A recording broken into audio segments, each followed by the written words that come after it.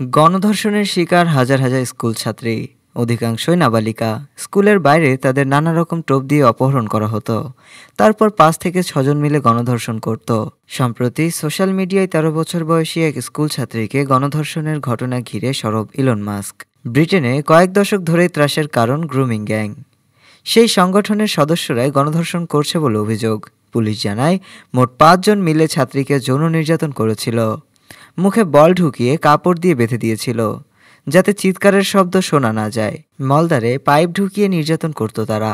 2019 সালে 3 জন গ্রেপ্তার হয়। অন্তত পক্ষে 30 বার ওই ছাত্রীকে গণধর্ষণ করার অভিযোগ রয়েছে। কয়েক দশক ধরেই গ্রুমিং গ্যাংয়ের একের পর এক কাহিনী প্রকাশ্যে এলেও উল্লেখযোগ্য কড়া পদক্ষেপ নেয়নি ব্রিটেন প্রশাসন। এবার এই ঘটনাকে কেন্দ্র করে ব্রিটিশ প্রধানমন্ত্রী কেইর স্টারমারের পদত্যাগের দাবিতে সরব ইলন মাস্কও। জানা গেছে, 1,500 স্কুল ছাত্রীকে গণধর্ষণের অভিযোগ পুলিশের কাছে জমা পড়েছে।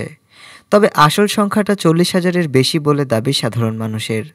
পুলিশ সূত্রে আরও জানা গেছে, ঘটনাগুলি মূলত 1997 থেকে 2013 সালের মধ্যে ঘটেছিল।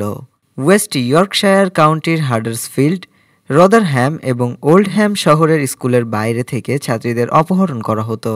গ্রুমিং গ্যাং নামে এক অপরাধ চক্রের 90%-এরও বেশি সদস্য পাকিস্তানি বংশোদ্ভূত বলে জানা গেছে।